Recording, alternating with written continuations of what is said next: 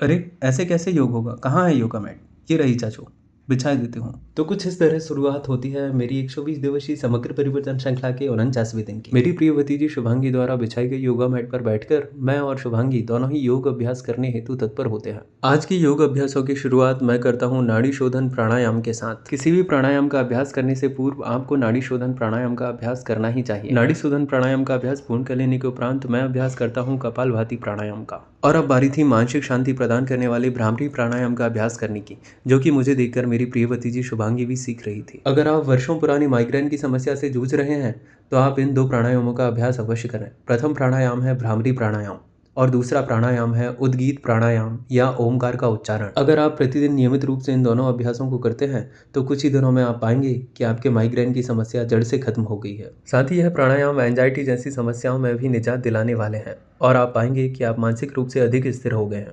प्राणायामों का अभ्यास पूर्ण कर लेने के उपरांत मैं शांति मंत्र का पाठ करता हूँ और अब बारी थी प्रतिदिन की भांति यौगिक सूक्ष्म व्यायामों का अभ्यास करने की। मैं एक निश्चित क्रम में श्वास प्रश्वास का ध्यान रखते हुए हाथ से लेकर गर्दन तक सभी अभ्यासों को क्रमशः धीरे धीरे पूर्ण करता हूँ। अगर आप अपनी डबल चिन को कम करना चाहते हैं, शार्प जॉलाइन चाहते हैं, साथ ही आप चाहते हैं कि आपके हेयर फॉल की समस्या कम हो, तो आप गर्दन से जुड़े हुए ग्रीवा संचालन के सूक्ष्म व्यायामों को अवश्य करें। ऊपरी देह के सूक्ष्म व्यायामों को पूर्ण कर लेने के उपरांत मैं निचली देह से जुड़े हुए सूक्ष्म व्यायामों को क्रमशः पूर्ण करता हूँ। तत्पश्चात अब बारी थी योग आसनों का अभ्यास करने की। मैं सर्वप्रथम बद्ध कोणासन का अभ्यास करता हूँ। हिप जॉइंट्स को मोबिलिटी प्रदान करने वाले आसनों में बद्ध कोणासन प्रमुख स्थान रखता है। निचली देह में रक्त परिसंचरण को सुचारू करने हेतु तथा कोर के एरिया को स्वस्थ बनाए रखने हेतु भी यह आसन प्रमुख आसन बन जाता है।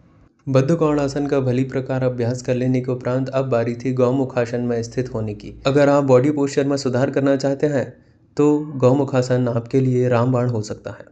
अगर आप रीढ़ की हड्डी को लचीला बनाना चाहते हैं, साथ ही एसिडिटी से रिलीफ पाना चाहते हैं, तो आपके लिए पवन मुक्तासन और मार्जरी आसन का अभ्यास अति लाभकारी सिद्ध हो सकता है। अगर आप कमर दर्द और पीठ दर्द से निजात पाना चाहते हैं तो शशांक आसन का अभ्यास आपको प्रतिदिन करना चाहिए। आसनों का अभ्यास पूर्ण कर लेने के उपरांत मैं योग निद्रा का अभ्यास करता हूँ, जो कि चिंता, अवसाद, एंजाइटी और अनिद्रा जैसी समस्याओं को कम करने के लिए अचूक उपाय है। अगर आप जीवन भर अपने मानसिक स्वास्थ्य को अच्छा बनाए रखना चाहते हैं, साथ ही अपनी बौद्धिक क्षमताओं को भी बढ़ाना चाहते हैं, तो प्रतिदिन योग निद्रा का अभ्यास अवश्य करें। कुछ स्थितियों में योग निद्रा का निषेध भी बताया गया है, इसलिए योग निद्रा का अभ्यास करने से पूर्व किसी योग्य योग प्रशिक्षक से परामर्श अवश्य ले लें। मुझे कमेंट कर अवश्य बताइए कि आज की योग अभ्यासों का सेशन आपको कैसा लगा।